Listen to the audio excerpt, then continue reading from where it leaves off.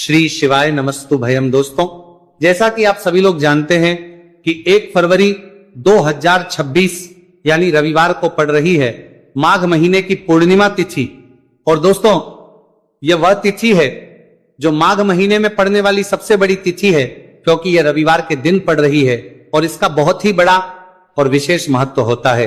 पूज्य गुरुजी ने कहा है कि अगर कभी भी मौका लग जाए और माघ महीने की पूर्णिमा तिथि रविवार को पड़ जाए तो आप लोगों को 7 चावल के दाने वाला उपाय तो अवश्य ही करना चाहिए। इन दोनों का संयोग बहुत कम आता है और इसी के साथ में गुरुजी ने अपनी शिव पुराण कथा में बताया है कि इस दिन आपको 7 चावल के दाने वाला उपाय तो आपको अवश्य ही करना चाहिए, क्योंकि ऐसा दिन पूरे साल में सिर्फ एक ही बार आता है।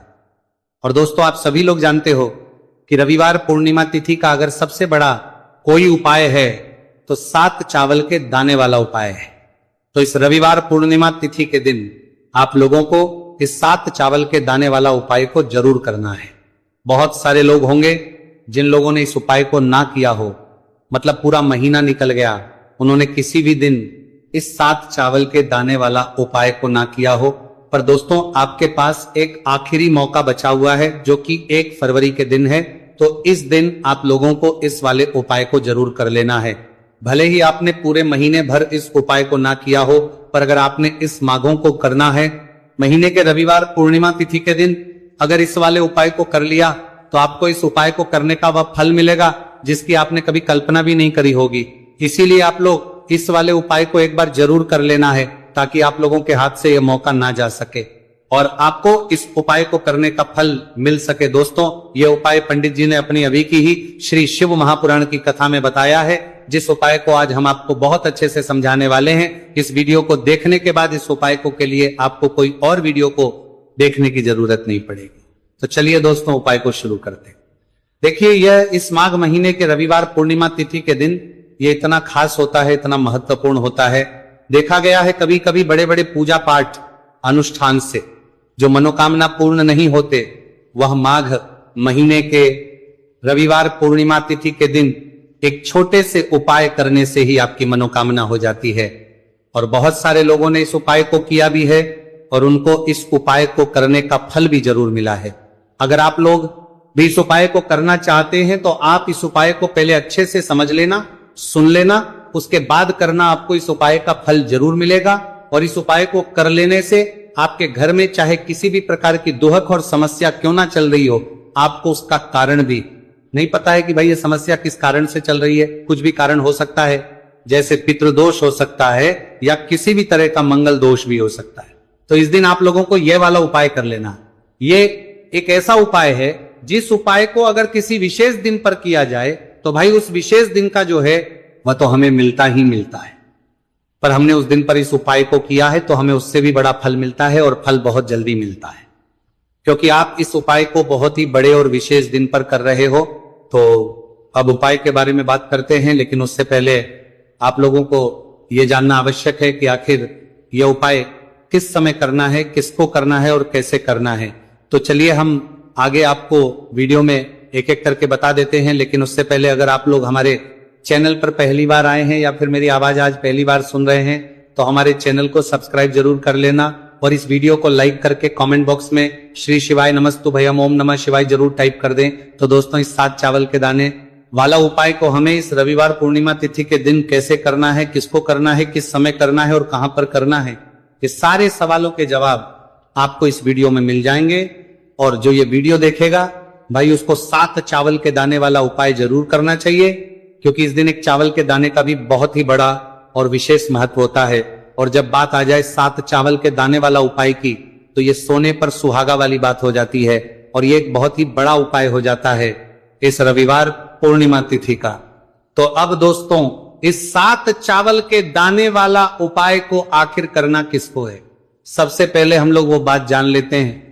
तो देखो, घर की जो बड़ी माताएं बहनें होती हैं, उन माताओं बहनों में से कोई भी एक बड़ी माता बहन इस वाले उपाय को कर सकती है। और दोस्तों, अगर आप चाहें तो अपने घर में से सभी सदस्यों को भी इस उपाय को सकते हैं। अगर किसी व्यक्ति की खुद की कोई मनोकामना है, खुद की कोई दुख और परेशानी है जो कि वो अपने लिए ही करना चाहता है इस वाले उपाय को, तो वह खुद अपने लिए भी कर सकता है। बाकी अगर कोई घर में से ऐसा है जो कि अपने पूरे घर परिवार की सुख और शांति के लिए यह वाला उपाय करना चाहता है तो भाई वो भी कर सकता है, उसमें भी कोई दिक्कत वाली बात नहीं है। कहने का मतलब यह है कि इस उपाय को हर एक सदस्य भी कर सकता है और पूरे घर परिवार के लिए, घर की बड़ी माताओं बहनों में से कोई एक माता बहन भी कर सकती है।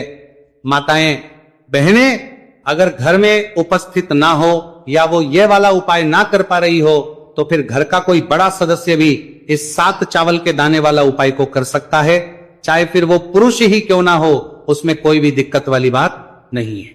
अब दोस्तों जो अगला प्रश्न निकल कर आता है वो ये आता है इस उपाय को लेकर कि आखिर इस उपाय को हमें किस समय करना है, सुबह के समय करना है कि शाम के समय करना है। तो देखो इस वाले उपाय को आप लोग सुबह के समय भी कर सकते हो और शाम के समय प्रदोष काल में भी कर सकते हो।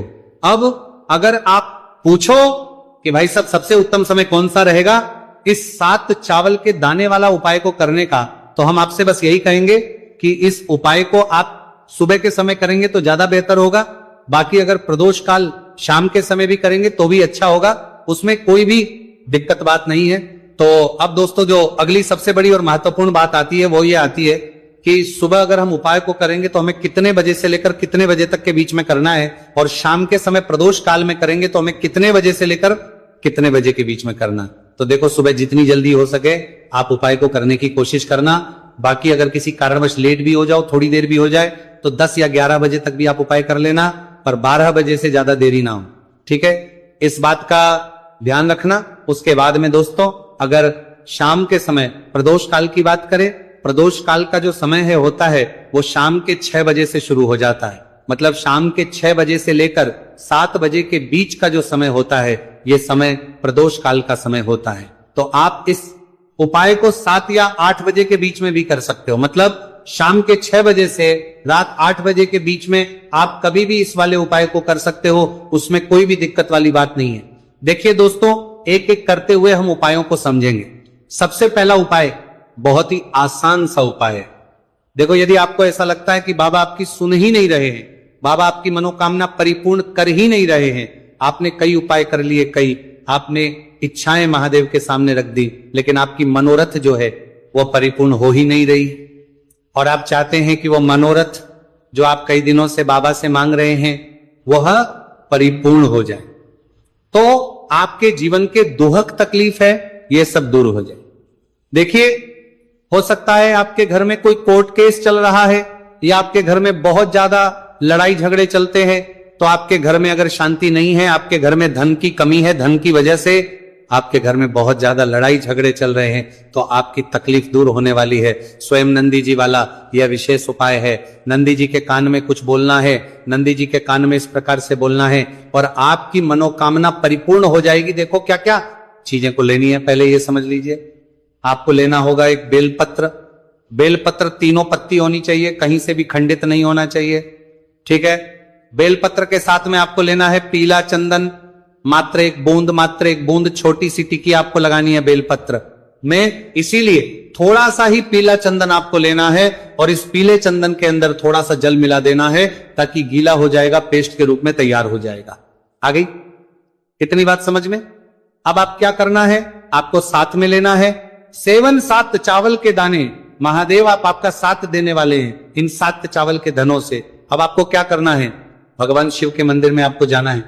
नंदी जी बैठे हैं, नंदी जी के पास में मतलब जो पैर उठा हुआ रहता है ना, नंदी जी का उस साइड आपको सीधे साइड आपको बैठना है। इस यहां पर जैसे ही बैठोगे यहां पर आपको बेलपत्र लेना है और बेलपत्र की जो ये बीच की जो डंडी है यहां पर आप मात्र पीले चंदन की एक बिंदी लगा देनी है। पीले चंदन की बिंदी लगा दी। अब ये जो ऊपर वाली जो पत्ती है यहां पर एक एक करते हुए 7 चावल आपको रखना है, ठीक है। 7 चावल आपने ऊपर वाली पत्ती पर रख दिए। या देखो एक प्लेट ले जाना, तो प्लेट के ऊपर आप बेलपत्र रख देना, फिर टिकी लगा देना, फिर उसके बाद आप ये 7 चावल के दाने रख देना, ठीक है। अब आपको क्या करना है, जहां पर आप नंदी जी के वहां पर बैठे हो तो नंदी के कान में आपको आपकी जो भी इच्छा है, जो आप चाहते हैं कि महादेव परिपूर्ण करें, और नंदी जी के कहने पर महादेव आपकी मनोकामना निश्चित तौर पर परिपूर्ण करेंगे, तो आपको क्या करना है, नंदी जी को कान में आपको बोल देना है जो भी आपके दुहक तकलीफ है, जो भी आपके कष्ट है वो सब दूर हो जाए, ऐसी आपको कामना करना है। और नंदी जी के कानों में आपको बोल देना है, जो भी आप चीज बोलेंगे वो नंदी जी भगवान शिव से विनय करके बोलेंगे, और नंदी जी की बात भगवान शिव नहीं टालते हैं। और इसीलिए जो भी इच्छा है, आपकी जो भी कामना है, वह आपको विशेष बोलना है और उसके बाद आपको वहां से उठना है। ठीक है, नंदी जी को कान में मनोकामना बोल दी, फिर उठना, फिर उसके बाद भगवान शिव के वहां पर जाना, और ये जो बेलपत्र है, ये बेलपत्र चिकना वाला साइड जो है, और भगवान शिव के शिवलिंग के ऊपर इसे अर्पित कर देना है। अर्पित कैसे करोगे? जो बेलपत्र का जो चिकना वाला साइड है वो नीचे की साइड हो जाना चाहिए। अब से ही आप अर्पित करने जाओगे तो चावल के दाने तो गिर जाएंगे, यानी कि जैसे ही अर्पित करने जाओगे तो भगवान शिव के शिवलिंग के ऊपर चावल के दाने गिर जाएंगे, क्योंकि वह किसी से भी चिपके हुए नहीं है, तो कोई तकलीफ नहीं है वह जैसे आप अर्पित करोगे। न भले चावल के दाने भगवान शिव के शिवलिंग पर गिर जाए, वह कोई तकलीफ नहीं है। बस आपको ये जो बेलपत्र है ये आपको उल्टा अर्पित कर देना है, यानी कि जो पीला है भगवान शिव के शिवलिंग पर स्पर्श होना चाहिए, और इस प्रकार से आपको अर्पित कर देना है। डंडी का जो हिस्सा है जलाधारी की तरफ हो जाना चाहिए। बस इतना सा प्यारा सा उपाय एक बार करके देखिए, निश्चित तौर पर महादेव आपकी जो भी मनोरथ है, जो बाबा से आप कई दिनों से मांग रहे हैं, वह निश्चित तौर पर परिपूर्ण हो जाएगी। आ गई इतनी बात समझ में? देखिए अब हम बात करते हैं दूसरे उपाय की। देखिए ये उपाय जीवन ऊर्जा का है, रविवार का दिन है और पूर्णिमा तिथि है।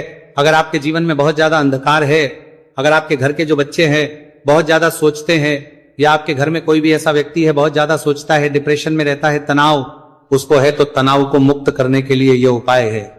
अगर उसके भाग्य में जीवन में तेज की प्राप्ति नहीं है, तेज यानी कि ऊर्जा नहीं है, उदासी रहती है, जीवन में आलस है, तो फिर उस व्यक्ति को यह उपाय करना चाहिए। कोई काम करता भी है तो उसमें सफल नहीं हो पा रहा है, तो विशेष ये उपाय उसी व्यक्ति को करना है। देखो इस उपाय के लिए आपको क्या क्या सामग्री लेना होगी। सबसे पहले तांबे का एक पात्र लेना, उसके अंदर घर से आपको जल भरना है। अब इसी जल के अंदर आपको लाल चंदन डालना है, एक चुटकी डालें, थोड़ा ज्यादा डालें, जितना आपको डालना है आप डालें। लाल चंदन जो होता है वो तेज की वृद्धि करता है। रविवार के दिन लाल चीजों का उपाय करना बेहद शुभ होता है, और हो सके तो लाल रंग के कपड़े पहन करके अगर आप ये उपाय करेंगे ना तो और भी शुभ होगा। ये लाल चंदन मिश्रित जल आपको क्या करना है, आपको जाना है किसी भी बेलपत्र के पेड़ के वहां पर सुबह से लेकर के शाम तक आप ये उपाय कर सकते हैं। कल रविवार की पूर्णिमा तिथि पर सुबह से लेकर के शाम तक आप बेलपत्र के पेड़ के वहां पर जाना, उत्तरमुखी होकर आपके जीवन के अंधकार दूर हो। जो भी आप स्मरण करेंगे, आप लेट उठते हैं, आपसे कोई कार्य बनता नहीं है, आपके जीवन में रोग बहुत ज्यादा है, तो भी आप ये उपाय करेंगे तो आपको उसका स्मरण करना है कि यह समस्या मेरी महादेव आपको दूर करना है। ऐसी कामना करते हुए आपको ये जो जल है श्री शिवाय नमस्तुभ्यं का स्मरण करते हुए ये पूरा जल आपको बेलपत्र के पेड़ की जड़ में आपको अर्पित कर देना है। बहुत ही आसान उपाय है और यह उपाय हर कोई कर सकता है, तो यह मौका आपको गंवाना बिल्कुल भी नहीं है। यह हो गया दूसरा उपाय। अब हम बात करते हैं अंतिम उपाय की, तीसरे उपाय की। देखो यह उपाय बहुत ज्यादा खास है। शिवलिंग पर चढ़ा जल 3 जगह आपको लगाना है आपके शरीर में, और आपकी बीमारी दूर हो जाएगी। देखो अगर आपको कोई बीमारी हो गई है और बार बार आप डॉक्टर को दिखा रहे हैं, डॉक्टर ने बोला 5-10 दिन अगर आराम नहीं होगा तो आप एडमिट हो, या आपके शरीर में कोई रोग है जो कई दिनों से है और आप चाहते हैं कि वो रोग आपका दूर हो जाए, तो यह रोग आपका निश्चित तौर पर दूर होगा। बहुत ही आसान सा उपाय है, घर का कोई भी व्यक्ति यह उपाय करने सकता है, ये रोगी व्यक्ति भी यह उपाय कर सकता है। मात्र तांबे के पात्र के अंदर 1 लोटा जल लेना है, और आपको आज के दिन यानी कि रविवार की पूर्णिमा तिथि के दिन आपको जाना है भगवान शिव के मंदिर में। और अब आपको क्या करना, इस उपाय को समझना। 1 लोटा जल है, अब आपको भगवान शिव के शिवलिंग पर, सबसे पहले गणेश जी के स्थान पर, कार्तिकेय जी के स्थान पर, मां माता अशोक सुंदरी वाले स्थान पर, पार्वती माता के हस्त कमल पर, फिर भगवान शिव के शिवलिंग पर आपको अर्पित कर देना है। जैसे ही जल जलाधारी के वहां पर आएगा ना, वो जल आपको झेल लेना है। ठीक है, जल झेल लिया आपने, अब आपको क्या करना है, महादेव से प्रार्थना करना है कि ये बीमारी दूर करने के लिए मैं मेरे घर पर लेकर के जा रहा हूं इस व्यक्ति को। ये व्यक्ति जो है ये बीमार है, इसकी जो परेशानी है ये आपको दूर करनी है। ऐसी कामना करते हुए आपको घर पर लेकर के आ जाना है।